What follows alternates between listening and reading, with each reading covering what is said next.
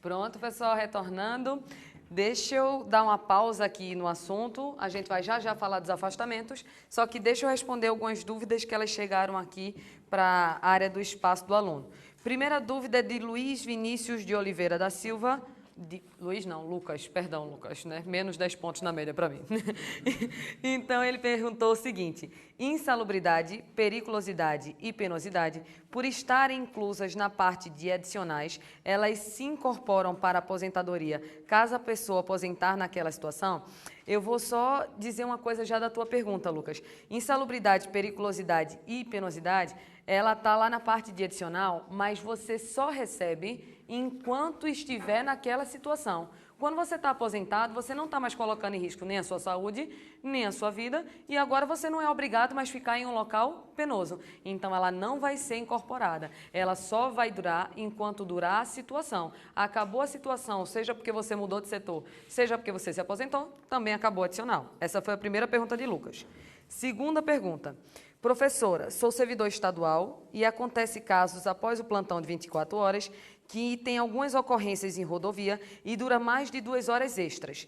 Então, em casos excepcionais, pode passar de 2 horas ou aquelas horas a mais não serão contadas? Vou te responder com a prática, tá, Lucas? Na prática, meu filho, a lei de 2 horas, se caiu na sua prova, é limitado a 2 horas. Só que na prática, você vê gente fazendo 3 horas extra, fazendo 4 horas extra, 5, 1.527 horas extra. Então, você vê, né? Na prática, nada disso aqui vai se aplicando. E se você, por exemplo, fez 4 horas extras em um dia, é claro que você vai ter que ser remunerado por isso. Agora, para a tua prova, lembra sempre de não levar a prática. 2 horas extras a mais. E mesmo que passe ferindo a lei, você teria que receber o adicional do mesmo jeito.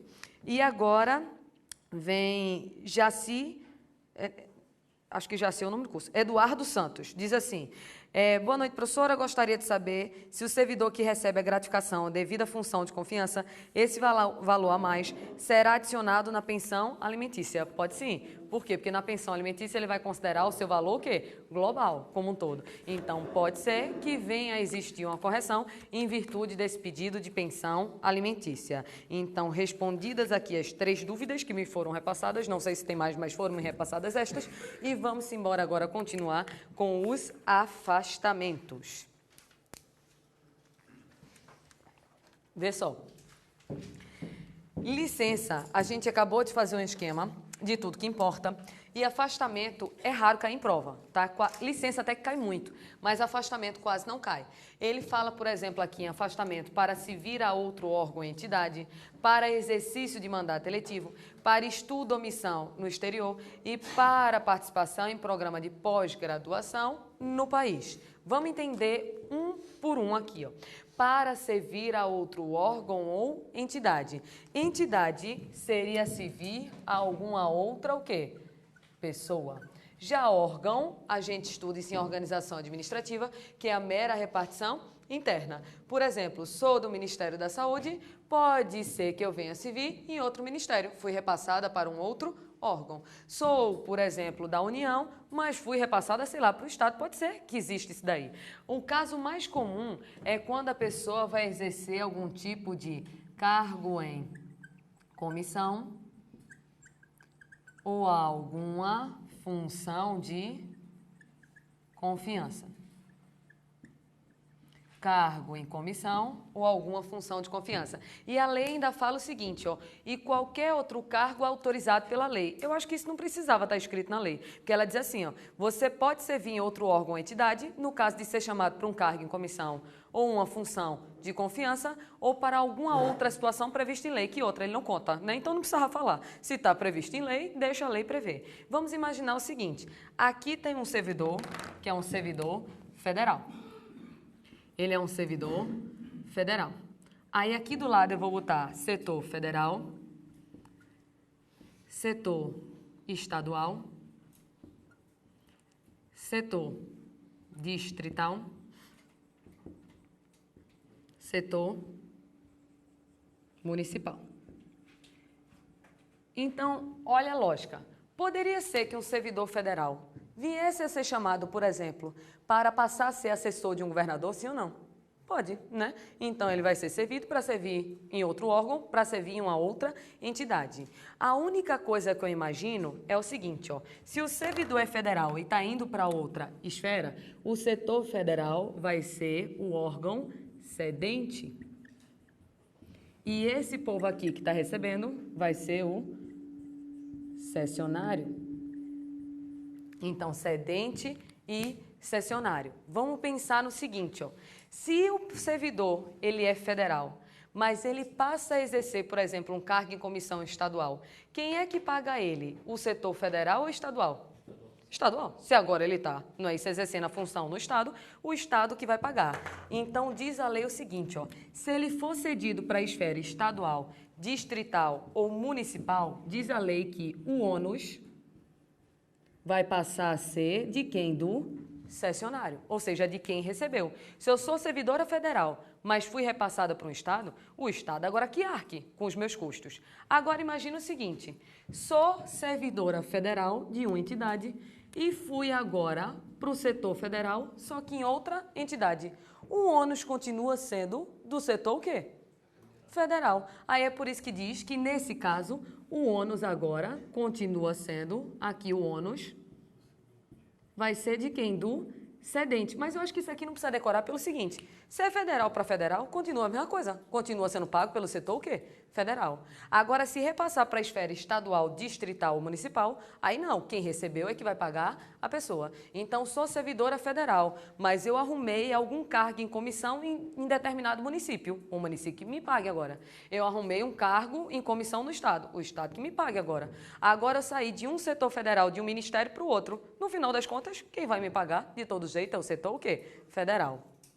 Tem possibilidade de sair de uma esfera estadual, distrital, municipal e passar para federal? Aí eu tenho que ver a legislação específica, porque vai existir, mas assim, como a lei de cada estado é diferente, como a lei de cada município é diferente, poderia ser que existisse sim, eu não tô falando, não vai cair na prova, mas poderia ser que um servidor estadual arrumasse um cargo em comissão, o quê? Federal. Mas aí na tua prova é impossível de cair, porque isso não está previsto na lei 8.112, vai ter que estar previsto na lei do estado, na lei do município, do Distrito Federal. Ele sempre vai perguntar do servidor federal. Aí ele pode passar a exercer aqui em qualquer uma dessas esferas. Alguma dúvida desse ponto daqui? Tranquilo? Era só isso que importava. Ponto 1 foi. De todos os afastamentos, o único que eu acho interessante para cair é esse daqui, ó, porque ele tem tanto na Constituição quanto ele tem aqui na Lei 8.112. Tu lembra que a gente falou o seguinte, ó, a gente disse que quando um servidor ele está querendo ser eleito, ele quer ser eleito, eu vou até fazer o caminho de novo. Fizemos mais ou menos o seguinte, ó. Existe aqui. Aqui está o registro. Existe um momento anterior ao registro e existe um momento posterior ao registro. Naquela licença para atividade política que a gente falou. Aqui, antes do registro, a gente viu que esta licença para exercer uma atividade política, ela é remunerada ou não remunerada? Não remunerada. Aqui ela vai ser não remunerada. Já após o registro da candidatura, a licença ela agora vai passar a ser o quê? Remunerada. Foi o que a gente acabou de ver. Só que isso daqui é uma licença que ela vai ocorrer basicamente até bem pouquinho tempo depois da eleição. Então, a minha pergunta é, se ele não foi eleito, o servidor não foi eleito, concorda que ele volta a trabalhar normalmente e pronto, acabou essa licença? E se ele foi eleito? Aí agora ele vai ter que pedir de regra, que eu vou aprofundar, um quê? Afastamento. A licença é até antes. Já se ele foi eleito, ele vai ter que pedir como uma regra um afastamento. Então, se a pessoa aqui foi eleita,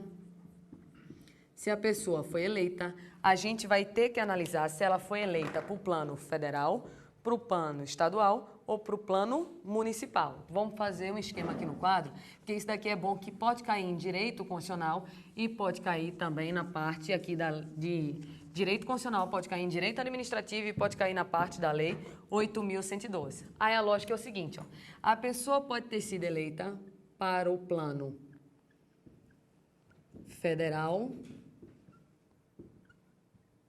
ou para o plano, por exemplo, estadual. Pode ter sido eleita para o plano federal ou para o plano e estadual. Quais seriam, por exemplo, os cargos federais que a pessoa pode vir a ser eleita? Né? Chegando no Poder Executivo, vamos primeiro para o Poder Executivo. Aqui eu tenho o quê? Presidente. E no plano estadual eu tenho quem? Governador. Governador. Mas isso aqui é Poder Executivo. Vamos pensar no Poder Legislativo? Quem é que entraria aqui no Poder Legislativo? No plano federal. Deputado federal e senador. Já no plano estadual, nós temos quem? O deputado, só que logicamente agora estadual. Aí o que a lei diz? Se você foi eleito para o plano federal ou para o plano estadual, você vai ter que se afastar do seu cargo. Você vai ter que se afastar do seu cargo. Então, depois da licença, você vai pedir um quê? Afastamento para poder exercer o seu mandato eletivo. Só que essa pessoa quer receber, logicamente. Ninguém quer trabalhar de graça na vida.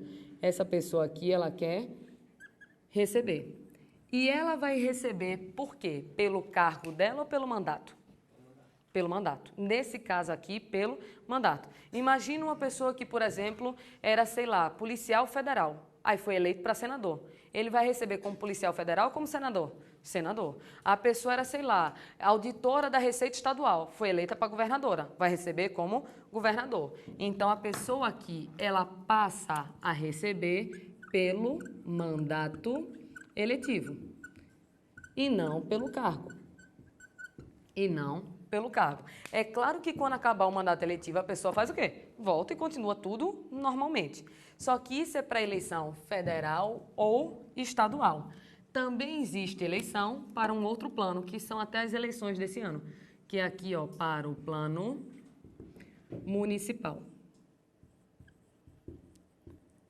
Só que plano municipal a gente vai fazer uma diferenciação aqui, ó.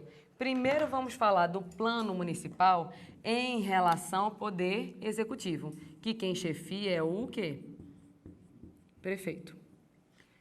Se a pessoa foi eleita para prefeito, continua no cargo ou vai ter que se afastar? Vai ter que se afastar do cargo. E fica recebendo por quê? Pelo cargo ou pelo mandato? Aqui, sabe qual é a resposta? A pessoa, cuidado que os dois não, ela escolhe. Ou seja, ela vai poder escolher receber pelo cargo ou pelo quê? Mandato. Porque, querendo ou não, existem cargos estaduais que você ganha até muito mais do que prefeito. Prefeito não ganha lá essas coisas, não. Então, imagina se a pessoa, sei lá, pronto, um que paga muito bem é auditor estadual. Auditor estadual ganha mais do que o prefeito. Então, bem mais mesmo, basicamente o dobro. Então, se a pessoa, ela foi, eleita para prefeita, ela não vai querer perder dinheiro. Então, ela fica o quê? Recebendo como auditora, se afasta, mas não recebe pela prefeitura. É um ou o outro, não é que vai somar os dois. A pessoa é que vai escolher, discricionariedade dela. Mas isso daí foi para a eleição municipal para prefeito. Só que a eleição municipal... não vai caber aqui.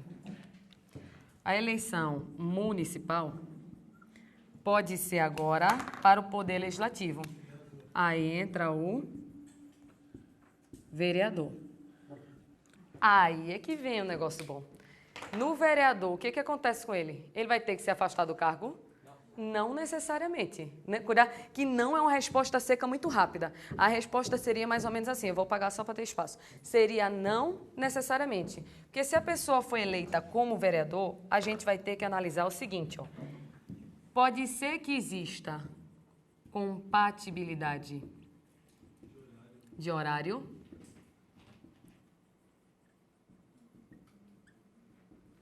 Ou pode ser que não exista compatibilidade de horário. Imagina o seguinte, você tem um cargo que você só trabalha 6 horas, só no turno da manhã, foi eleito para vereador E as reuniões lá na Câmara, né, dos Vereadores, elas só acontecem à tarde. Tem compatibilidade de horário, sim ou não? Então, você vai precisar se afastar do seu cargo? Não. Então, no caso de existir compatibilidade de horário, o que pode acontecer? Você vai poder continuar exercendo o seu cargo e o seu quê? Mandato. E se você está exercendo os dois, aí é que vem a maravilha. Você recebe por qual? Pelos dois. Aí é a parte boa, né? Você mama de tudo que é lado. Então, se você está trabalhando nos dois, você vai receber exatamente pelos dois. Isso no caso de existir compatibilidade de horário. Agora, e se não existir compatibilidade de horário? Aí um aluno virou para mim e disse assim, ele arruma, professor, um jeito de dar, né? Mas aí não. Se não existir, vou dar um risco aqui, ó. Se não existir compatibilidade de horário, vai seguir exatamente a mesma regra, para não ser repetitiva, de quem? Do prefeito. Segue exatamente a mesma regra do prefeito que a gente falou. Qual é a regra do prefeito? Se afasta do cargo e vai receber por opção, ou pelo cargo ou pelo mandato. Aí eu já vi questão CESP dizendo assim, ó, que necessariamente quando a pessoa for exercer o mandato eletivo, ela terá que se afastar do cargo, certo ou errado? Errado, porque tem um caso que ela pode somar, que é no caso de vereador, se existe compatibilidade de horário, pode trabalhar nos dois e ainda receber pelos dois. É a 7ª maravilha do mundo isso daqui.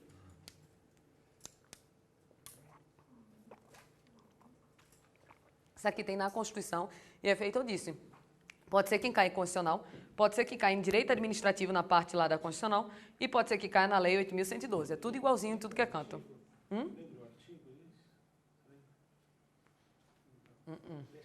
Não, lembrar de cabeça eu gosto não. Não gosto não lembro não. Posso ir apagando lá para cá enquanto vocês acabam? Ninguém brigou? Pode.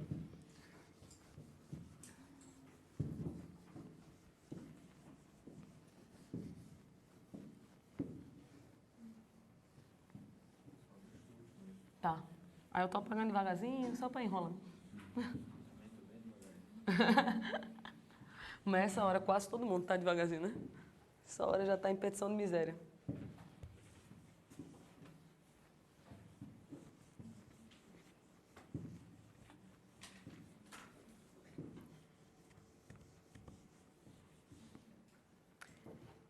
Só para dar o tempo, deixa eu ir perguntando umas coisas para vocês. Veja só.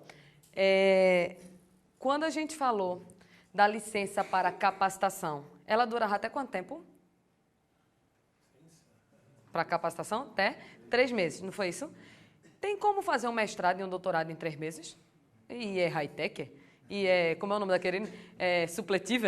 Supletivo de mestrado? Supletivo de doutorado? Não tem como. Então, estão percebendo que aquela licença para capacitação, é claro que não seria uma licença para tirar um mestrado. É claro que não seria uma licença para tirar um doutorado. Até porque mestrado e doutorado vai durar muito mais do que um período de 3 meses. Aquilo ali são cursos menores, são cursos rápidos, onde você se afasta por até 3 meses e fica recebendo por ele. E se você quiser agora exercer, não é isso, tentar um mestrado, tentar um doutorado, e aí você vai ter que pedir um afastamento. Aí vai ser diferente. Vou só ainda apagando essa parte. Posso ir ainda apagando? Não pode, né? Que está bem aqui.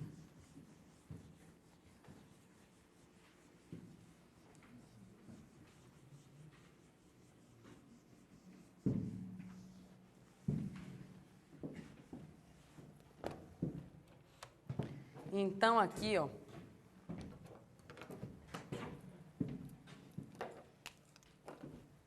a gente já viu esse ponto 1, já viu esse ponto 2, esse ponto 3 é uma besteira que eu só vou anotar um negócio lá embaixo que já eu vou falar do que é mais interessante, que é esse daqui, para a participação de programa de pós-graduação. Ele fala aqui, ó, para estudo ou missão no exterior. Para poder você conseguir um afastamento, para fazer um estudo, para fazer uma missão no exterior, primeiro você precisa da autorização do chefe máximo do poder que você trabalha. Como assim? Se você é do poder executivo, quem é o chefe máximo? Presidente. Então vai precisar da autorização do presidente da República. Se você é do poder judiciário, precisa da autorização de quem? Supremo Tribunal Federal. Se você é do poder legislativo, quem é que você vai precisar? Aí depende se você está ligado à Câmara ou aos deputados, mas ou o presidente da Câmara ou o presidente de quê? Do Senado. É sempre o chefe máximo do seu poder. Então, você se vai fazer um estudo, se vai fazer uma missão no exterior, você vai precisar sempre da autorização do chefe máximo do seu poder. Vou só anotar aqui assim, ó, do chefe máximo do seu poder. E você pode ficar por até quanto tempo? Por até 4 anos nessa missão ou nesse estudo no exterior. Então, você pede ao chefe máximo do seu poder para poder se afastar do país, para fazer algum tipo de missão, para poder fazer algum tipo de estudo, e você vai passar até 4 anos no exterior. Professora, dá um exemplo disso. Sabe o que é comum isso daqui? Em área de saúde. De vez em quando você tem os médicos que estão relacionados a, por exemplo, algum hospital público federal, mas eles desejam fazer aquelas campanhas humanitárias lá pela África, tipo aquele Médico Sem Fronteira. Para poder você sair do país e começar a exercer essa missão no exterior, você vai ter que ter autorização do chefe máximo do seu poder e vai poder ficar por até 4 anos exercendo as suas funções. Daí, era a única coisa que importava. Beleza até esse ponto? E aqui, pós-graduação. Esse pós-graduação a gente vai entender em sentido amplo. Por exemplo, pode ser que você venha a tirar um mestrado para fazer, por exemplo, um doutorado. Imagina o seguinte, você entrou na Polícia Federal hoje, entrou hoje na Polícia Federal. Você já consegue um afastamento para começar o seu mestrado hoje? Vê bem, pode ser que você faça seu mestrado, pode, se tiver compatibilidade de horário, você fica na Polícia Federal, fica fazendo seu mestrado, está tudo certo. Mas imagina que você quer fazer um mestrado específico de não sei o que, não sei das contas, que você vai ter que sair do estado e vai ter que parar de trabalhar por um tempo. Então, se não tem compatibilidade de horário, você pede um quê? Afastamento para poder fazer o seu mestrado, para poder fazer o seu doutorado. A regulamentação disso específica não é feita pela Lei 8.112, é feita por um decreto, que ele não aparece, nunca apareceu no concurso de Polícia Federal, mas ele é que vai dizer o tempo que você vai ficar, como é que acontece. O que a lei fala é o seguinte, ó, se você chegou hoje, você ainda não pode se afastar para fazer mestrado ou doutorado.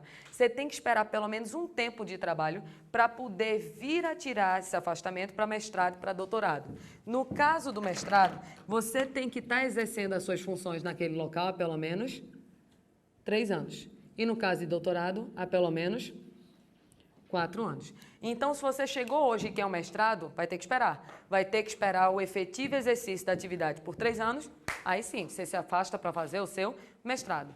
E no caso de doutorado, vai ter que esperar 4 anos, aí você se afasta para poder fazer o seu doutorado. Uma linguagem simples para você decorar prazo, porque prazo é um saco. De vez em quando o aluno chega para mim e diz assim, professora, por que é 3 anos? Escrever assim na lei, a gente decora. Prazo não se explica, prazo simplesmente se decora. Então, é sílabas, separa a sílaba. Tu vai tirar um afastamento para fazer um quê? Mestrado, separou sílaba. Qual é o número? 3. Separa a sílaba de doutorado. Doutorado, quanto? 4. Professor, isso é direito? Não, é munganga, mas ajuda para a prova. Porque a prazo não se explica. Por que 3? Por que 4? Não sei. Então, a lei escreveu assim, então a gente tem que fazer um decoreba. E se você conseguiu esse afastamento e foi lá e fez seu mestrado fora? Por exemplo, tem uma amiga minha que ela foi fazer o mestrado, e foi fazer um mestrado fora, na área dela, que era de farmácia. Ela já estava lá, não é isso? Ela conseguiu um mestrado para fazer fora. Fez, conseguiu o título. Voltou. Pode pedir exoneração? Concorda que é muita sacanagem? Minha gente, vê só, você pede ao poder público para se afastar, para poder fazer o mestrado, várias das vezes, é porque isso não está na lei, você continua recebendo alguma bolsa para poder auxiliar, que foi o caso dela, ela recebeu uma bolsa para poder ficar estudando na França, vê que vida difícil, estavam pagando para ela estudar na França, a vida dela estava muito sacrificante, então ela estava lá, aí quando ela volta, imagina que depois que ela volta com o título dela, ela diz, Universidade Federal, um beijo, estou pedindo exoneração, é justo? Claro que não é justo, porque o poder público investe na pessoa e não teve retorno nenhum. Então, a pessoa, nesses casos daqui, ela só pode pedir exoneração ou até se aposentar de maneira voluntária depois que, pelo menos, exerceu o prazo que ficou afastada. Para quê? Para que a administração pública ela venha se beneficiar com o conhecimento que aquela pessoa adquiriu. Então, se eu conseguir um afastamento para fazer o mestrado, eu não posso voltar e pedir exoneração, porque não é justo com a administração. Então, eu vou pelo menos ter que exercer meu trabalho pelo tempo que eu fiquei ausente, aí depois sim, eu posso pedir exoneração. Professores, se eu não quero esperar, tem uma opção. Você restitui tudo que a administração gastou com você. Se você restituir tudo que a administração gastou com você, é como se você estivesse quebrando o contrato e pagando por isso. Aí você está liberado. Mas se não, você tem que esperar todo o prazo para poder depois pedir para sair. Alguma dúvida desses pontos? Afastamento é raríssimo cair em prova. É a coisa mais rara do mundo é cair afastamento. Licença até que cai muito, mas afastamento quase não cai. E o que mais cai é esse daqui, que a gente aprofundou mais, que era para o mandato eletivo, porque, na verdade, ele cai mais até em porcentagem, porque ele cai em constitucional, cai em administrativo e ainda cai na Lei 8.112. A aula de hoje é extremamente decoreba. Eu vou para outra parte decoreba. Até aqui decoradinho? Vou mandar. Tem coisa que tem que decorar, é o jeito.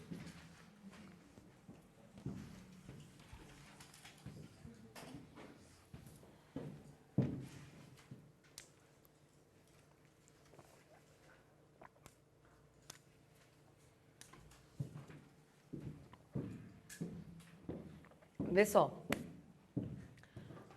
O raciocínio vai ser o seguinte. Lá nas licenças que a gente estudou, tu concorda que algumas licenças, elas são por um prazo bem longo, né? Tem lá licença para tratar de interesse particular, você fica até 3 anos fora. Licença por afastamento do cônjuge, você fica, sei lá, a vida toda, se você quiser.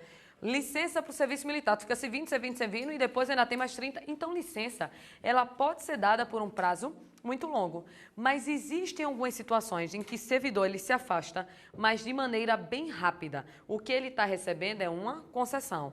Aí a Lei 8.112, ela diz o seguinte, ó, que essas concessões, elas vão ser dadas sem prejuízo da remuneração. Se é sem prejuízo da remuneração, o tempo que a pessoa está sem trabalhar, ela fica sem receber ou recebendo? Recebendo. Que se é sem prejuízo da remuneração, a concessão é um período que tu não trabalha, mas que necessariamente tu vai receber por ele. Então, aqui na concessão, você não trabalha, mas você recebe normalmente por ele. Quais são as concessões que a lei fala? Para doar sangue, para alistamento ou recadastramento eleitoral, tipo aquele biométrico que fizeram um dia desse, em virtude de casamento, em virtude de falecimento. Aqui já tem o biométrico, aqui em Cascavel? Tem, né? Pronto. Pegou na última eleição de vocês? O dedinho? Ah, vai ser a primeira, né? Ah, então se preparem, viu? Porque é uma baixaria. Eu fiquei tentando lá 10 minutos, botar o dedo, não funcionava ninguém, uma fila de Deus deu e o negócio estava sem funcionar. Então, você faz o recadastramento, aí acha que tá bom, aí chega e fica uma fila quilométrica depois. Vamos torcer para nada de vocês não dar esse trabalho todinho. Mas vamos por parte. Você pode ter concessão em virtude de quê? De doação de sangue. A lógica disso daqui é a fragilidade que o corpo fica quando você faz doação de sangue. Alguém aqui é doador? Que orgulho de vocês. Eu não tenho a mínima condição de ser doadora. Eu tenho fobia de agulha, mas não é que eu tenho medo de agulha. Eu tenho uma fobia enlouquecedora de agulha, que quando eu sei que eu vou tirar sangue, eu já desmaio antes de chegar no local. Eu não estou tirando onda. A minha pressão, ela cai para 6/2. Teve um dia que eu... É sério. Então, eu desmaio compulsivamente. A professora não dói. Eu não estou falando dor. Dor, eu aguento dor. Mulher sente cólica, então mulher aguenta dor. Não é isso? E um problema não é dor. O problema é aquela bexiga daquela agulha entrando no meu corpo. Eu tenho uma fobia enlouquecedora com aquilo. Tanto que a médica teve que botar calmante para mim. Vê que baixaria. A pessoa toma calmante, vai drogada para tirar sangue, né? Completamente drogada. Eu chego lá, drogadérrima, né? Minha mãe disse que um dia eu fiz assim, quer tirar na mão? Vê, drogada, louca. Só podia estar possuída, não é isso? Mas eu tenho uma fobia enlouquecedora. Quanto mais para tirar sangue. Dê um milho para doar sangue. Porque a agulha de injeção é um fio de cabelo, já a agulha de doar sangue é um canudinho desse tamanho. mãe, né? Que vão enfiar em você. Passarás, parece um sanguessuga que dão para você para poder tirar todo o sangue do corpo. E o meu sangue é raríssimo, é O negativo. Ia fazer a festa, mas eu não dou, é meu. Não é isso? Não repasso, é meu. Aí o que eles vão fazer? Vão pegar uma agulha gigantesca e enfiar em você. Uma agulha gigantesca. A concessão é de quanto dia? Um dia, igual a uma agulha que vão enfiar em você. Então é uma babaquice, mas que serve para você decorar. Na doação de sangue, vão enfiar uma agulha em você. Então você tem a concessão de um dia sem trabalhar. E é um dia remunerado. Aí geralmente o aluno pergunta assim, professor, é qualquer dia que eu escolho? Não tem na lei. Mas vê se faz sentido, minha gente. É qualquer dia. Tu tira, né, e diz, rapaz, eu vou juntar esse dia para quando tiver o feriadão, eu tiro. Não é assim, né, farra, meu filho? Esse um dia é para você se recuperar. Então, logicamente, é no dia que você fez o quê? A doação de sangue. Isso não está na lei, mas já é entendimento jurisprudencial. É que o povo estava querendo juntar esse um dia para poder emendar carnaval, emendar sangue. Não pode, né, minha gente? Ali tu já está recuperado. Seria no dia da doação de sangue. Uma outra concessão aqui é para você se alistar como eleitor. Pensa comigo, tu se alista como eleitor, tu faz o recadastramento como eleitor. No final das contas, para querer o quê? Votar. Então, você se alista como eleitor para votar. Quantos dias para votar? 2, né? Aí você separa as sílabas. Então, você se alista como eleitor para votar. Se é votar, são 2 dias. Esses dias daqui precisam ser consecutivos? Aí diz a lei assim, ó. Consecutivos ou não. Consecutivos ou não. Sabe por quê? Porque às vezes você chega lá no TRE, por exemplo, acha que está com todos os documentos. Aí quando você chega lá, a mulher arruma um documento do raio que o parta que faltou. Você vai ter que providenciar o documento para poder voltar. Então nem sempre você consegue resolver em dias consecutivos. Você tem 2 dias. Podem ser consecutivos ou não, para poder fazer esse alistamento como eleitor. Então, aqui é 1 dia, 2 dias e lembra que tu recebe do mesmo jeito. Só que existe uma outra situação. Você pode, não é isso, ter a concessão em virtude de casamento ou em virtude de falecimento. Vamos ser romântico. Casamento dura quanto tempo? 6 meses? Vocês estão tão sem romantismo nessa experiência minha. Mas vamos lembrar do filme das princesas? Vamos voltar para a Disney? No final de todo o filme das princesas, diz o quê? Felizes para quando? Para sempre. Pensa assim que tu acerta na prova. Casamento é eterno, né? Pensa, professor, o meu não foi, não importa, não é isso? Então, né? Casamento é eterno. Sabe por quê? Pensa que casamento é eterno, que facilita. A morte é eterna, sim ou não? Não vão pensar, professora, pode ser que o espírito... Não quero saber o espírito, meu filho. Eu quero saber deste corpo. Esse corpo morreu, acabou, sim ou não? Acabou para quando? Para sempre. Então, casamento é eterno e a morte é eterna. E qual é o símbolo da eternidade? O infinito. O infinito é que número deitado? 8. Então, as coisas que são eternas são infinitas. O infinito é um 8 deitado. Casou e morreu, veja que ele bota no mesmo patamar, né? Casamento e morte. Casou, morreu, né? Você tem a concessão de 8 dias, né? Aí é que ele perguntou assim, quem morreu? Eu não me esqueço nunca de uma aula que eu estava dando. Aí o menino levantou a mão e fez assim, ô professora, é falecimento de quem? Do servidor, é? O que eu respondo para uma criatura dessa? O povo se estourou de rir na sala, com razão. Eu não podia rir, que eu sou a professora, né? Aí eu virei pro quadro e fiz, não, se fosse do servidor, o 8 ia ficar deitado, e não em pé. Foi a resposta que eu dei para ele, não é isso? É claro que não é falecimento do servidor, criatura. Se for do servidor, não é afastamento, é vacância, né? Ele tá lá, ó, morreu. Então é morte de quem? Vamos saber a morte de quem? Aqui, ó, ele bota cônjuge. Toda vez que eu boto cônjuge, tem também o companheiro, que a gente já falou. Morte de pais e dos genéricos. Quem é? Padrasto e madrasta. Aí quando eu estava dando aula, a menina virou, não aguentou, deu um grito. Professora, quer dizer que se minha madrasta morrer, eu tenho 8 dias de Conceição sorrindo. Aí eu fiz, você pode fazer uma rave. Né? Nem sempre tem 8 dias para chorar, você pode comemorar os outros dias. Mas foi muito engraçado, foi automático, ela falou sorrindo, com alegria, assim, de eu já torço para ela morrer, ainda vou lucrar com isso, né? Foi mais ou menos assim o pensamento da menina. Quem mais entra aqui que morrendo você tem 8 dias? Filho e o Kinder Ovo, quem é? O enteado. É o que veio de brinde. No pacote, né? Vem no pacote. Então, cônjuge, companheiro, pais, padrasto, madrasta, filho e enteado. Ainda tem mais gente. Irmão. E ele fala menor sobre a sua guarda ou sobre a sua tutela. Vamos lá. Tem uma sobrinha. Minha sobrinha morreu. Tenho alguma concessão de dias por isso? Sobrinha morreu, não tenho nada. Agora, se meu irmão, como eu não tenho irmão, eu sempre mato. Se meu irmão, ele morreu, e eu fiquei com a guarda da minha sobrinha, e ela agora morreu também, tenho concessão, sim ou não? Sim.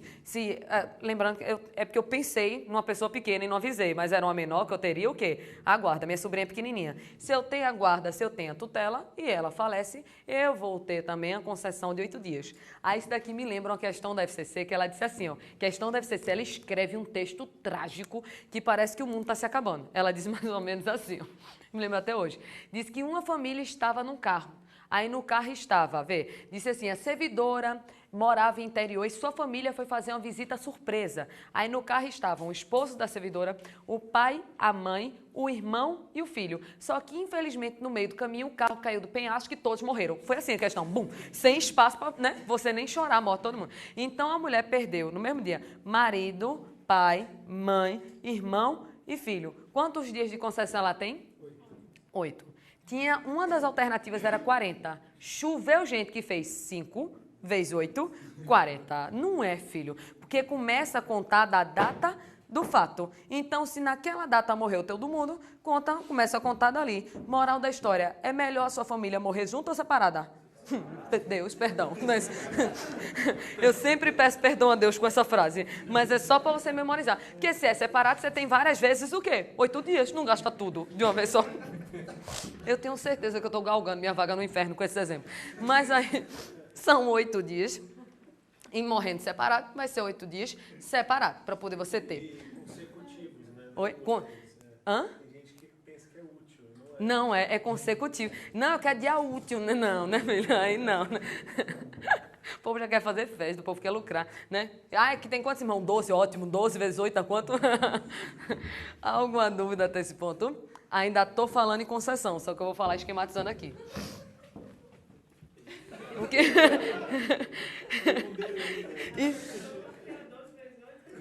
12 vezes... Oh. Ai, cacete, sei não. Faz vezes 10. 10. Eu não consigo, é muita conta. 56? 12 vezes 8? 96. E eu concordei com 56 com a resposta. Eu não sei fazer. Minha gente, eu não tenho ideia. Meu pai queria que meu pai é engenheiro. Ele queria que eu fosse engenheira. Meu Lego não ficava em pé, quanto mais um prédio. Ia cair o mundo todo se eu fosse engenheiro. Deus me livre. Deus sabe o que faz. Eu não tenho a mínima condição. Eu não sei como é que eu acabei o colégio, não. Sei. Com a ajuda da coletividade. Não foi fila, foi escambo. Eu era boa em história, eu era boa em português e em literatura. Trocava essas matérias por química, física e matemática. Não foi assim que o mundo se desenvolveu? Escambo, comércio, né? Então era isso que eu fazia. Não tinha problema nenhum com isso. E já tá tudo prescrito. Eu tô nem aí se tá filmando, né? Tá tudo prescrito. Em química tinha um tal de mol, que até hoje eu não sei que diabo é aquele mol. Oxi, o pi. Ah, te embora, pi, pros infernos.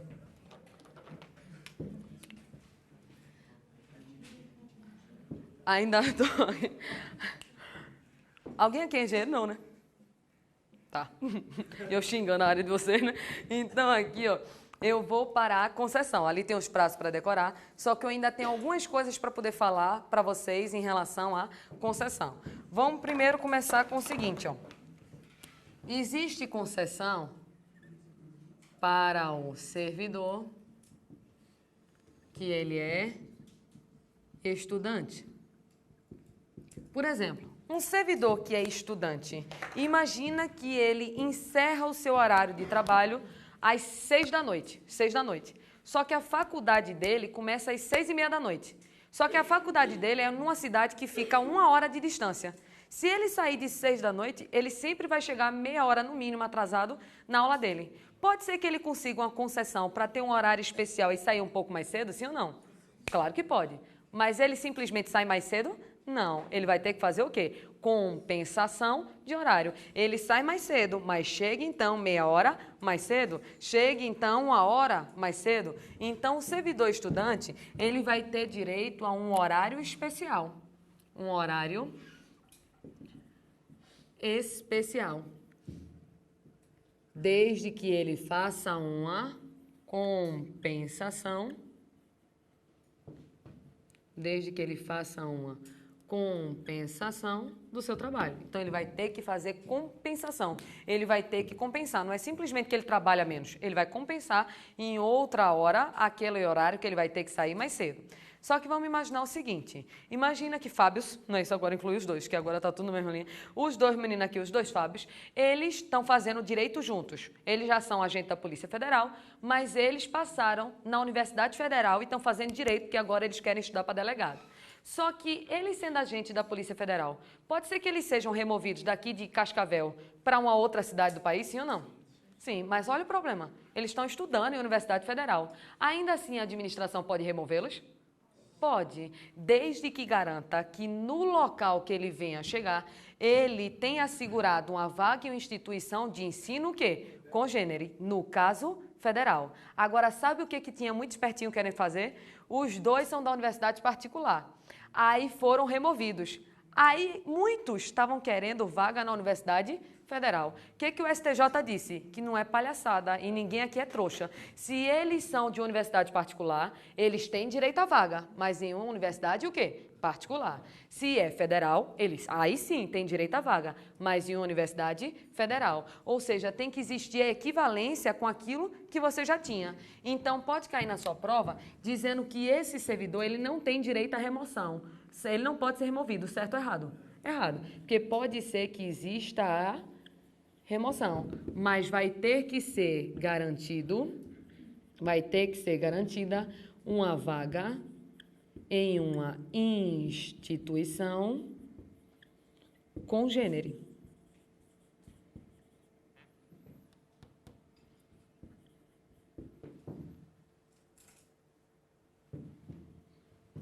O raciocínio não está acento. Então, vai ter que garantir uma vaga em uma instituição de ensino congênere. Como assim? Se é federal para federal, se é particular para particular. Mas removido, ele pode ser. Oi? Se tecnicamente, é porque assim, se não existiu o estadual lá, porque né, vai que você tem um local que só tem a federal, aí poderia, porque querendo ou não é pública para pública. Se existir a estadual, a preferência vai ser para você entrar na estadual. Mas imagina que naquele local está sem universidade estadual ou não tem um cargo que você tem, mas tem na Universidade Federal. Aí você vai também, porque seria público por público e privado por privado. Vou continuar ainda aqui nas concessões.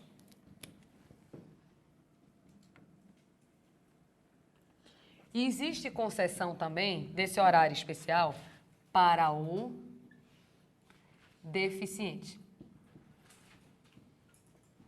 Esse nome hoje é muito criticado, deficiente, porque as pessoas dizem que não é um nome tecnicamente correto de se usar. Mas a Lei 8.112 continua chamando deficiente, então é assim que vai cair na sua prova. É porque de vez em quando chega um aluno para mim e diz, professora, não é deficiente, é portador de necessidades especiais. Mas na lei tem deficiente, vai cair assim, né? Então, né? Oi?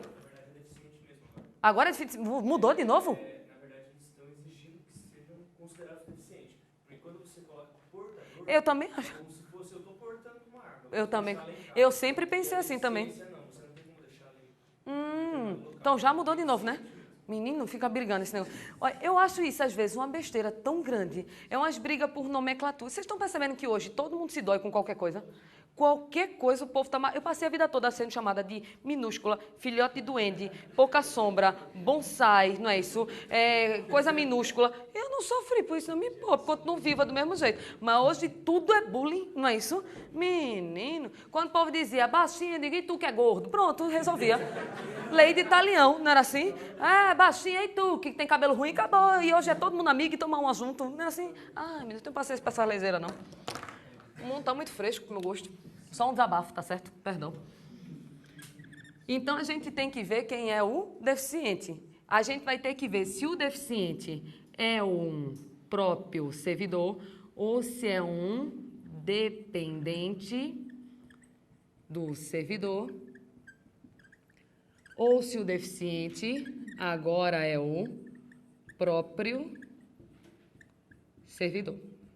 Vamos imaginar o seguinte, tem uma servidora que o filho dela é deficiente, tem dificuldade de locomoção e para poder ele ir melhorando a locomoção dele, ele vai ter que fazer fisioterapia toda segunda, toda quarta e toda sexta. Ele tem que fazer a fisioterapia. Só que aí, para poder ele fazer essa fisioterapia, ela tem que sair 1 hora mais cedo para poder pegar o filho. Ela consegue um horário especial, sim ou não? Sim, ela vai poder sair mais cedo, logicamente. Então, vai ter direito a um horário especial. Pode chegar mais tarde, pode sair mais cedo, não sei. Vai ter direito a um horário especial. Mas essa mãe, ela não precisa compensar horário ou precisa? Precisa. Vai ter que existir a compensação de horário. Então, se ela sai 1 hora mais cedo para levar o filho deficiente, por exemplo, para poder fazer fisioterapia, ela vai ter que chegar 1 hora mais cedo. Agora, se o deficiente é o próprio servidor e ele comprova que tem que fazer fisioterapia 3 vezes por semana, ele tem direito a um horário especial, sim ou não? Claro que tem. Então, ele vai ter direito aqui a um horário especial. E a minha pergunta é, ele vai ter que fazer compensação? Não, porque pode ser que eu forçando ele a compensar, venha até atrapalhar o progresso dele em razão do tratamento. Então, quando é o próprio servidor que é o deficiente, não precisa existir a compensação de horário. Então, o único que não precisa compensar é o servidor que é deficiente. Mas o servidor estudante ou o servidor que tem um dependente deficiente, aí sim vai precisar fazer a compensação. De concessão, eram esses os tópicos que poderiam aparecer na sua prova. Dúvida dessa parte daqui? Deixa eu anotar. Acho que agora é questões, estou só confirmando. Para poder a gente ir para uma outra parte.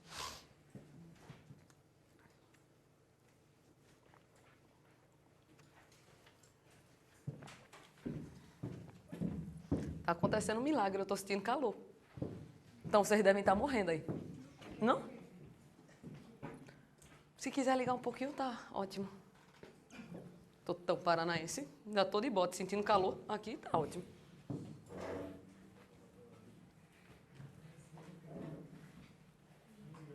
Não. Também eu não tô tão paranaense assim. 15 graus não dá, não. Estão me assustando, dizendo que esse fim de semana vai fazer 2, 1, 0. Meu Deus. Sábado, provavelmente. É o dia do meu falecimento, então. Meu Deus. Deus me livre. Trabalho da porra para levar o caixão para Recife, minha família ainda vai gastar, né? Se tem que morrer, morre lá, né? Pelo menos custa menos, né? Termina as aulas primeiro antes de morrer, né? Eu também acho.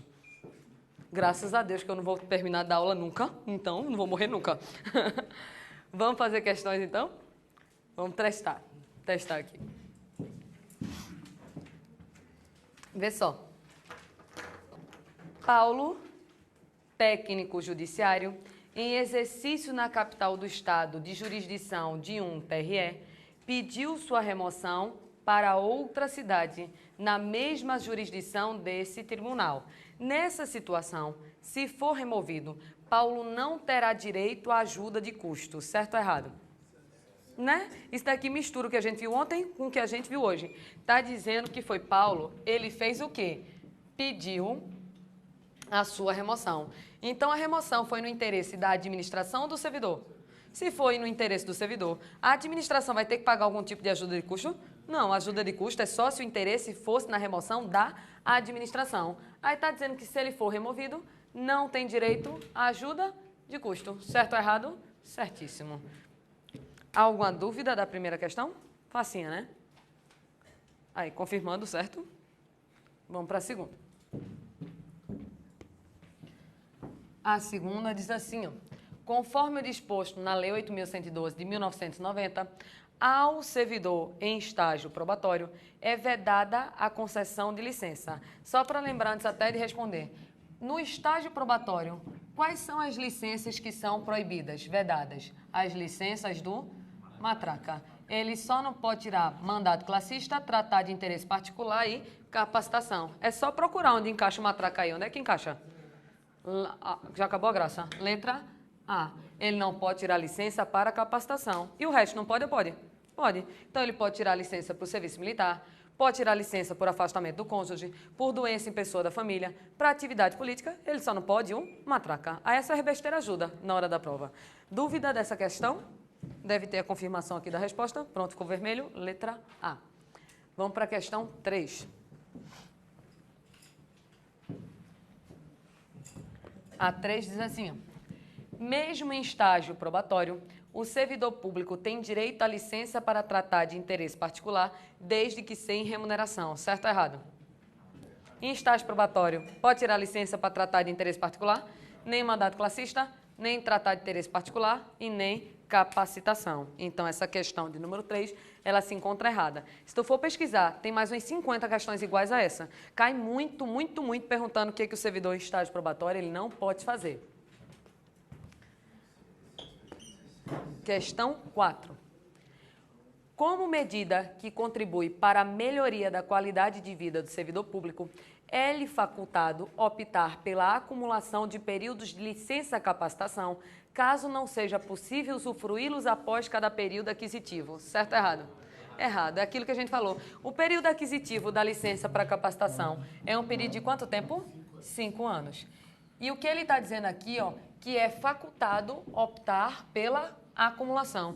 Então, eu vou juntar 15 anos para tirar logo 9 meses seguidos, pode? Não, porque se eu não tiro, eu perco o direito de tirar aquela licença. Então, como ele está dizendo que eu posso optar, a questão de número 4, ela se encontra errada. A primeira era possível, né, professor? De qual? A licença prêmio era possível. Era. Agora acaba. Olha, tudo que é bom está se acabando. Vocês lembram que a aposentadoria era integral? Não era mais. Tinha licença prêmio, não tem mais. Então, os negócios estão acabando. Mas, ainda assim, é bilhões de anos de luz vezes melhor trabalhar no setor público do que trabalhar no setor privado. Mas as coisas vão sendo enxugadas, né? Até porque o servidor não tem direito a regime jurídico. O regime ele pode vir a ser o quê? Alterado. É uma tristeza.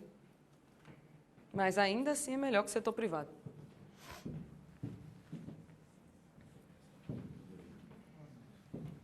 Questão grande. Vamos lá. Questão integral? Não, não é não. Desde 2004. Foi a emenda constitucional 45, 2004, foi por aí. Acho que virou em 2013, não foi? Que teve o projeto, aí entrou no início de 2004. Foi a emenda 45 de 2004, que foi a emenda da reforma previdenciária lá na Constituição. Aí foi acabando tudinho. É uma tristeza. Mas também não está no teto da CLT. Hã? Ah, graças a Deus, pelo menos, e vamos torcer para continuar, né? Vamos torcer para continuar. Vê a questão de número 5. Ela diz assim, ó, acerca das licenças a que fazem jus os servidores regidos pela Lei 8.112, assinale a opção correta. Resumindo, marque a correta. Letra A. Caso um servidor público federal seja cedido para o exercício de carga em comissão em determinado estado da federação, o ônus da remuneração desse servidor será do órgão cedente. Certo ou errado? Errado. Né? Errado, né? Vamos ler só devagarzinho? Está dizendo que teve um servidor federal que ele foi cedido para um cargo em comissão para um quê? Estado. Saiu do federal e foi para o estadual. O ônus da remuneração vai ficar com a União ou com o Estado? Com o Estado. E o Estado é o cedente ou cessionário? Cessionário. Então, aqui ele falou em cedente. O ônus só fica com o cedente quando é de federal para federal. Agora, quando muda, se ele está trabalhando em outra esfera, a outra esfera que pague. Beleza? Esse ponto aqui, pegadinha mínima. Às vezes, no cansaço, passa aqui batido. Letra B. O afastamento do servidor para participação em programa de pós-graduação estrito sensu em instituição de ensino superior no país somente poderá ser concedido mediante a possibilidade de compensação de horário. Certo ou errado? É errado, tem que ter esse negócio de compensação de horário. Não, até porque eu estou me afastando. Não vai ter como sequer compensar o quê? Horário. Beleza? O erro da B? C. Deixa eu sair daqui que não estou enxergando. C. Caso a companheira de determinado servidor, também servidora federal, seja deslocada para desempenhar suas funções em outro estado, o servidor poderá tirar licença para acompanhá-la por período indeterminado, mas sem perceber remuneração. Certo ou errado? Vamos ler de novo? Está dizendo que a companheira do servidor, que também é servidora federal, foi deslocada para desempenhar suas funções em outro estado. O servidor pode chegar a tirar uma licença para acompanhá-la, sim ou não? Por que período? Indeterminado. Com remuneração ou sem? Sem remuneração. Não teria que ser removida, né? Não é lógica? Mas a remoção tem que existir um quê? Pedido. Vai que eu não estou querendo trabalhar. Eu posso pedir a remoção ou posso pedir também um quê? Licença. Veja que ele não está dizendo que ele vai ter que tirar a licença. Está dizendo que ele pode tirar a licença. Porque imagina o seguinte, meu esposo foi removido no interesse da administração, sei lá, para o Rio Grande do Sul. Eu tenho direito à remoção, mas eu tenho que pedir. Só que eu digo, eu vou aproveitar, tirar férias na minha vida, eu quero, sei lá, cuidar do meu filho, pronto. Então pode ser que eu peça uma licença em virtude de quê? Do afastamento do meu cônjuge. Aí a resposta correta fica sendo a letra o quê? C. Às vezes é jogo de palavra, isso daqui.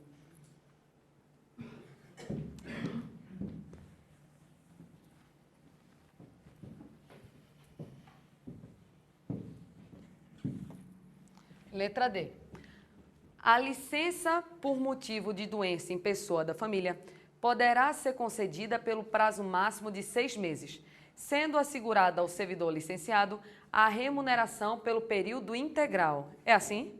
Não. Quando é doença em pessoa da família é 60 e 90. Os primeiros 60 remunerado e os próximos 90 sem remuneração. Tem nada de 6 meses aqui. E letra E.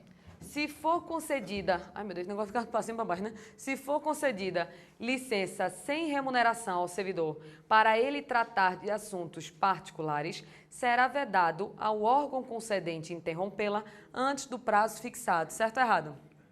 Vamos lá por partes, isso aqui é mais atos administrativos do que Lei 8.112, não tem na lei. Licença para tratar de interesse particular não pode ser dada por um período de até 3 anos. A concessão é vinculada ou discricionária? Discricionária.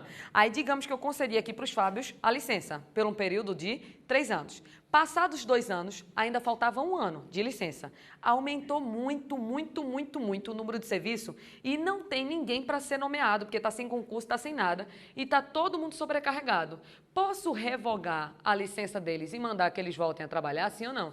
Sim, supremacia do interesse público sobre o interesse privado. Então, o ato discricionário, do mesmo jeito que ele é dado pela administração, ele pode vir a ser o quê? Revogado, se não for mais conveniente e oportuno. Então, onde é que está o erro dessa letra E? Vedado. Não é vedado, é permitido. Ô, professor, e no caso, assim, ele fez os 3 anos da licença, ele vai voltar para o serviço, ele... Vai ter que trabalhar pelo menos o tempo que ele ficou de licença para poder pedir outra.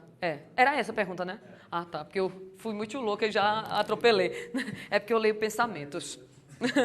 Eu tenho esse poder.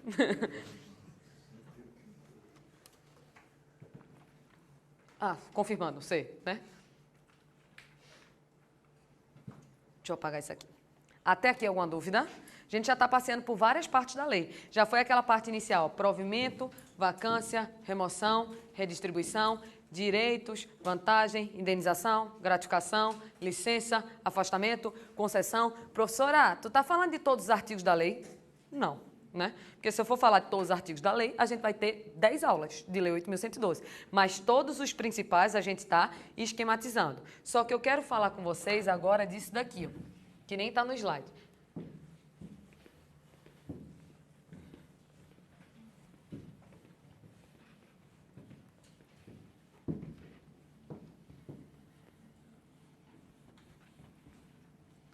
Vê só.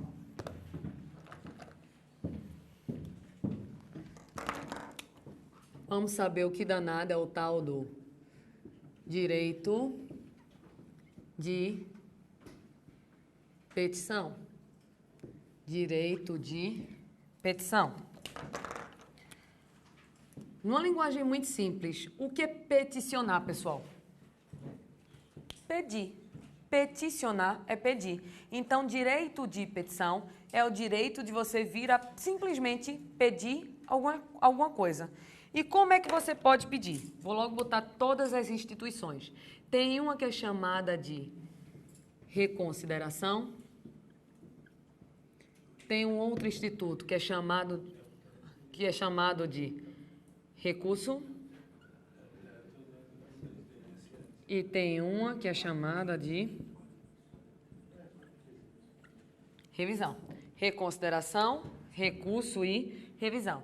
Para poder entender a lógica desses nomes, eu vou dar um exemplo muito, muito simples em relação a essa parte daqui. Vamos pensar no seguinte. Vamos pensar numa estrutura de hierarquia familiar? Imagina que aqui tá a filha. Depois eu dou um exemplo administrativo, tá? Aqui, por exemplo, tá o pai. Mas quem manda na casa mesmo tá aqui, ó. Que é o avô. Montando a hierarquia da família, que eu acho que fica muito fácil de entender dessa maneira.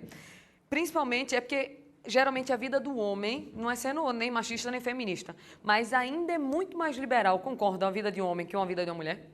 Desde sempre foi. Eu, por exemplo, né, meu pai, filho de militar, regime militar na minha casa.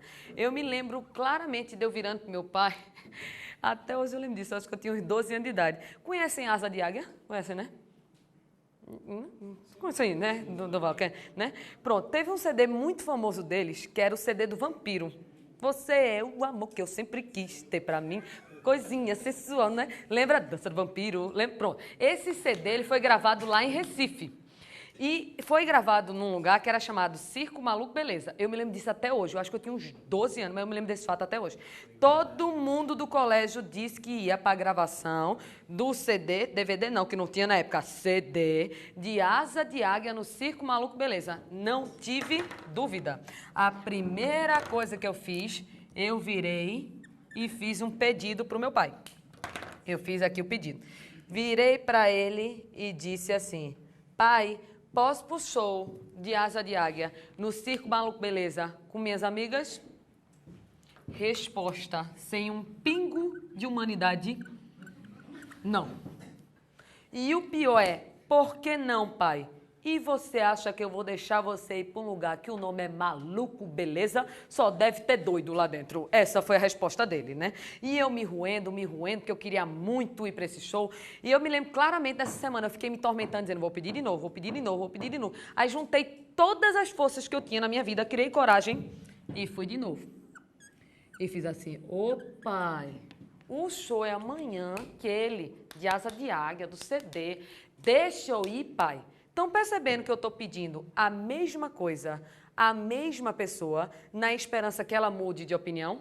O que eu estava fazendo naquela época já era um pedido de quê? De reconsideração. Eu quero que meu pai se reconsidere, deixe de me dar um não e passe a me dar o quê? Um sim. Eu não sabia naquela época, mas eu estava fazendo o pedido de reconsideração. O que é essa reconsideração? É quando você pede a mesma coisa e você pede exatamente a mesma pessoa. Você pede a mesma coisa, exatamente a mesma pessoa, na esperança que ela mude de opinião. Na minha história de vida, a resposta que eu tive de novo foi o não. E eu não fui para a porcaria da gravação do Asa de Águia. E o pior de tudo foi que depois, quando lançou o CD, meu pai comprou para mim e disse, tome, você não queria escutar? Tá aqui. Que miséria, né? Mas era assim que aconteciam as coisas, né? Era assim. Até aí, beleza? Vou continuar fingindo que minha história de vida não acabou. Na realidade, ela acabou e eu não fui pro show. Mas vamos imaginar que na minha casa morava eu, meu pai, mas quem mandava mesmo era meu avô. Aí eu, revoltadíssima, porque não ia pro show, eu digo, sabe de uma coisa? Vou logo na fonte maior. Já que meu pai não deixou mesmo eu ir, eu vou agora pedir ao meu avô. Estão percebendo que o que eu quero é que meu avô, que é superior ao meu pai, analise a decisão que meu pai deu e, sendo meu avô superior, ele pode tanto fazer a manutenção do não, quanto ele pode me dar o quê? Um sim, já que ele tem uma hierarquia maior. O que eu estou fazendo nesse caso é entrando com o pedido de quê agora? De recurso. No recurso, eu estou querendo que a autoridade superior analise a decisão que foi dada pela autoridade inferior. E o que ele pode fazer? Deixar a decisão do jeito que está ou pode mudar. Então, o recurso, eu vou para uma autoridade de hierarquia. Eu peço para uma autoridade de hierarquia superior analisar a decisão da autoridade inferior. Isso daí é ingressar com o pedido de recurso. Então, aqui, ó, simplesmente no recurso, estou pedindo para a autoridade de hierarquia superior analisar a decisão que foi dada pela autoridade de hierarquia inferior. Isso daí é o tal do pedido do recurso. E o que seria a tal da revisão? Que aqui acho que já ficou fácil. Reconsideração e recurso. Se você pegar, você consegue traduzir isso aqui para direito administrativo em 2 segundos. Pedir uma liberação, uma licença para poder fazer uma construção. Foi negado. Faço uma reconsideração. Foi negado, entro com o quê? Recurso para a autoridade superior. Eu recebi uma multa, não é isso? Posso fazer o quê? Recorrer. Então, isso daqui é só transformar em direito administrativo. Mas eu vou voltar para o meu show do Circo Maluco Beleza. Imagina que eu arrasada porque não ia para o show, muito triste, virei para meu pai e disse assim, pai, o show. Aí ele fez, não. Eu fiz, calma, pai, escute o resto, escute o resto. O resto é o seguinte, sabe meu irmão, que é mais velho, que é delegado da Polícia Federal? Pronto. Ele disse que vai para o show também. E vai com mais 12 delegados federais, amigo dele, mais 57 agentes da Polícia Federal, mais 15 PM e 4 cabas do Exército. E eu vou ficar com eles. E aí, posso ir, pai? Tá com cacete também não, né? Tô com toda a segurança nacional, não é possível que meu pai não deixasse eu ir para esse show. Estão percebendo que agora eu pedi a mesma coisa ou eu apresentei fatos novos? Fatos novos. O que eu estou pedindo agora é o quê? Revisão. Então, pedido de revisão é quando você chega e apresenta fatos novos. Quando você apresentar esses fatos novos, é porque você está ingressando com um pedido de revisão. Então, essa seria a diferença básica entre um pedido de reconsideração, entre o pedido de recurso e entre o pedido de revisão. Beleza até esse ponto aqui? Deixa eu só colocar alguns prazos para ficar bonitinho. O que a lei diz?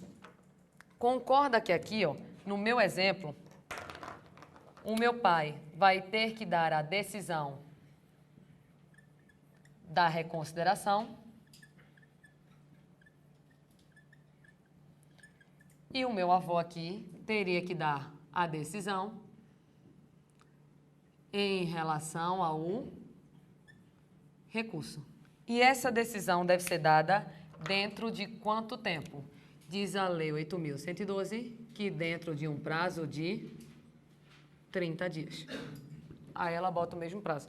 Cuidado, quem estuda na lei de processo administrativo é diferente os prazos, tá? Eu não vou nem falar que aqui é 5 dias no processo administrativo. Mas na lei 8.112 ele bota 30 dias para tudo. Decisão de reconsideração e decisão do pedido de recurso. Isso daí a gente resumiu um capítulozinho que tinha o tal do direito de petição. Aí com isso eu consigo analisar essa parte daqui, ó, do regime disciplinar. Pelo menos ingressar nessa parte. Não, para acontecer? Não, a qualquer momento. Porque eu nunca. Porque eu nunca sei quando é que vai apresentar um fato novo. O julgamento da revisão.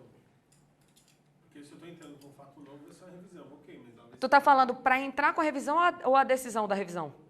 Então, para entrar com a revisão a qualquer momento. É a decisão da revisão. A lei é omissa, aí por analogia, 30 dias. Tá, mas não Agora, para entrar com pedido, qualquer momento. Eu já soube de um caso de um servidor que foi demitido. Deixa eu até perguntar para vocês. Um servidor, ele é demitido. E o servidor já passou, sei lá, 10 anos e morreu. Morreu. A família dele pode pedir a revisão da demissão dele, se conseguir fatos novos, sim ou não? Sim. Aí tu diz, qual é o interesse? Primeiro, limpar o nome. E segundo, lucrar.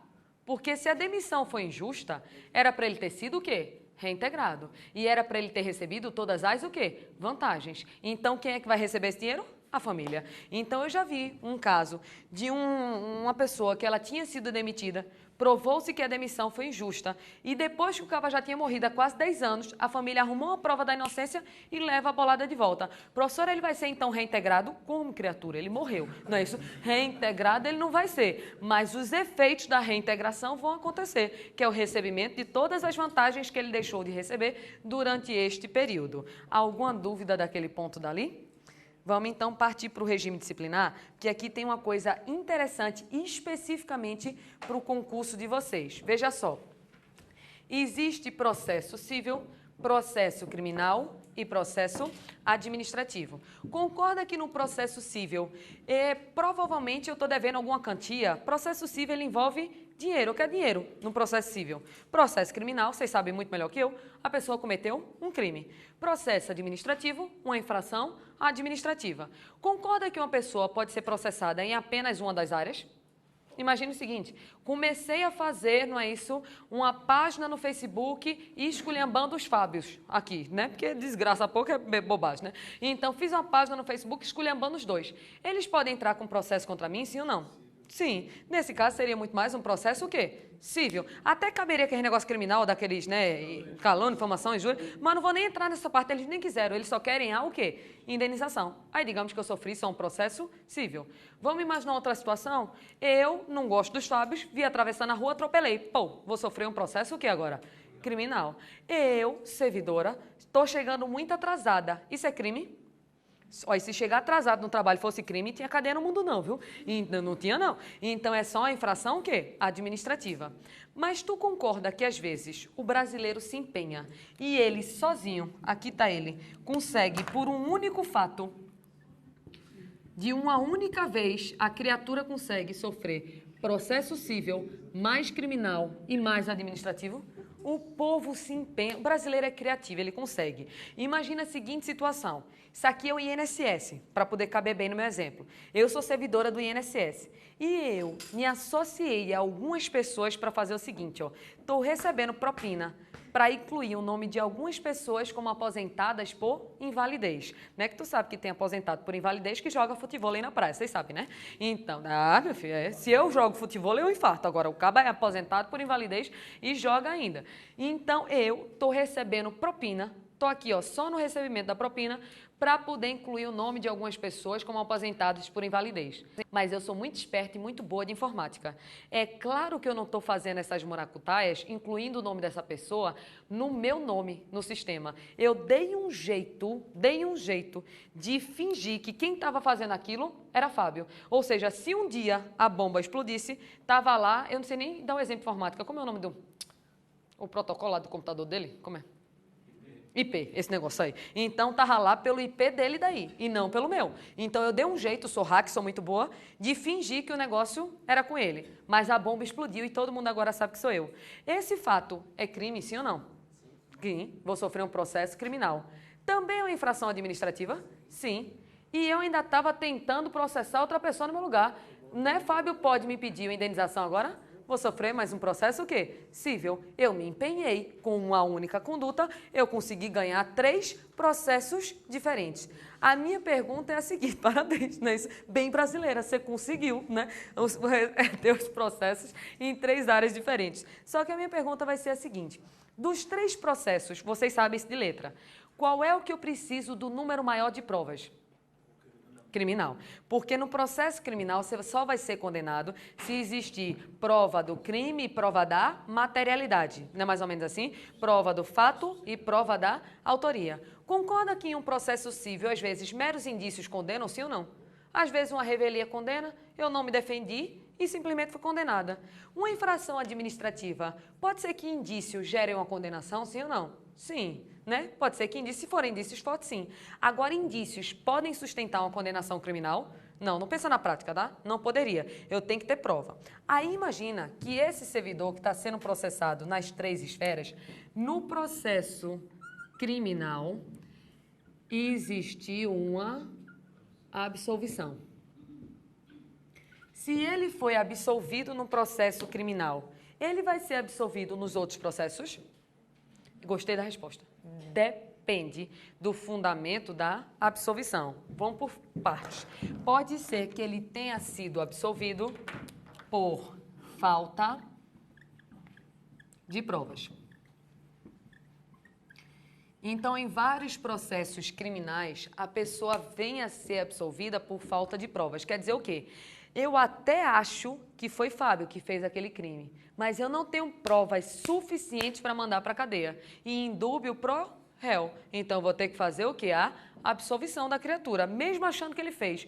Então, você sabe que tem um monte de criminoso que faz tão bem feito o crime que você não tem como condenar. Eu simplesmente vou gerar a absolvição dele. A minha pergunta é, se a pessoa foi absolvida por falta de provas no processo criminal, ela pode ser condenada na esfera administrativa, sim ou não? Sim, porque as provas podem ser insuficientes para uma condenação criminal, mas podem ser mais do que suficientes para uma condenação o quê? Administrativa. Veja que eu não estou dizendo que ele vai ser condenado, eu estou dizendo que ele pode, né? Pode ser que ele seja absolvido na criminal por falta de provas, mas condenado na esfera administrativa. Agora, se ele foi absolvido por negativa de fato ou negativa de autoria, negativa de fato ou negativa de autoria, exemplos. Eu estava sendo processada por um furto desse equipamento, que é um equipamento valioso, né? Eu sei que se eu sou servidora não é furto, vai ser peculato, parará, mas só para poder simplificar. Então, eu estava sendo processada, isso aqui é algo muito caríssimo, não sei nem o que é isso, mas é caríssimo isso daqui, e estavam dizendo que eu estava pegando e me apropriando disso daqui. E eu sempre dizendo que era inocente, inocente, inocente. Aí consegui uma filmagem que, na verdade, a moça que limpa, ela simplesmente pegou isso aqui, achou que não tinha importância e guardou no almoxarifado.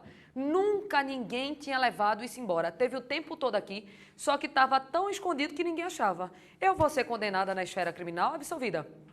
Por negativa de quê? De fato. O fato criminoso, ele nunca existiu. Agora, imagine uma outra situação. No vídeo, estão mostrando que isso daqui foi levado. Só que não fui eu, Ana Cláudia. Foram os Fábios que levaram. Então, eles levaram o documento não, esse negócio caríssimo aqui, embora. Eu vou ser condenada ou absolvida? Absolvida. Por negativa de quê? De autoria. Então, se eu fui absolvida por negativa de autoria, a minha pergunta é, eu posso ser condenada na esfera administrativa ou eu não posso? Não posso. Como é que eu vou ser condenada se o fato não existiu? Como é que eu vou ser condenada se eu não fui autora?